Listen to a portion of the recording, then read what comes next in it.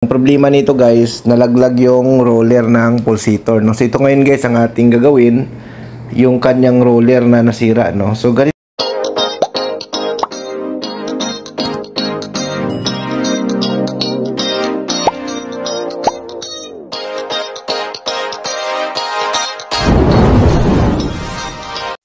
Okay, good guys, meron tayo ditong isi-service na Samsung automatic washing machine. Ang problema nito guys, nalaglag yung roller ng pulsator, no? So ito ngayon guys ang ating gagawin, yung kanyang roller na nasira, no? So ganito guys, kapag nalaglag yung roller, kaya pa ito i-repair, no? So ayan. So ang gagawin natin, i-repair natin ito, no? Kasi nalaglag yung roller, no? So pwede naman ito guys palitan, marami namang nabibili itong pulsator.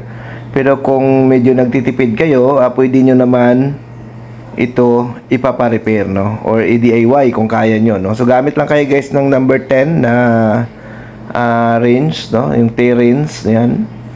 Tapos pag nabaklas nyo na yung pulsator, ayan. So pwede pa naman yan guys ibalik, no? So ayan, no? So pwede natin ibalik yan, no?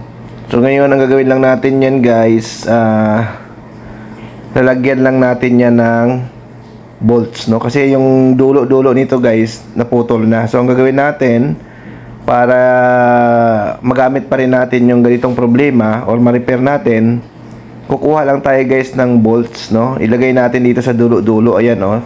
Kita mo yung may butas na yan. Hanap ka lang guys ng bolts na kasya dyan na medyo masikip siya, no? Ilagay mo dyan yung may ulo na bolts, no? So ito yun guys, no? Pakita namin sa inyo kung paano yan, no? Kung paano ito gagawin, no? Ayan. So ito guys, oh, ayan. Kuha ka ng ganitong bolts lang, no? Lagyan mo siya guys kabilaan, ayan.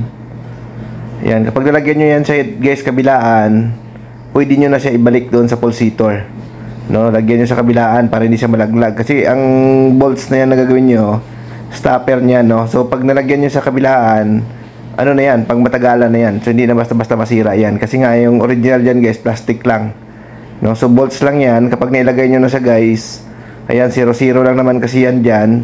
Hindi na yan siya guys malalaglag, no? Kasi nga mayroon siya na siyang stopper, no? So basta lagyan nyo lang siya ng bolts kabilaan. Ngayon kung wala pang butas, minsan kasi wala pang butas, pwede nyo naman guys i-barina or i-screw nyo dyan, no?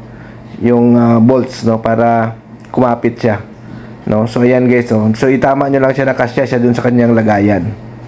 So yun, ayan. So ganoon lang guys kadali, no? Yung pag-repair ng mga roller ng pulsator ng automatic washing machine, no? So usually guys sa Samsung ito, no? Ayan. So ngayon, pwede naman kayo bumili sa online. Meron namang nabibili ito sa online, no? 1,000 plus meron yan, no? Pero kung gusto nyong ipa-repair, pwede rin naman, no? Kasi nga ang problema lang naman kasi diyan, pag bumili ka sa online, minsan hindi natugma yung capacity niya or maninipis na yung mga dumarating na parts, no? Hindi tulad nitong original ay makapal.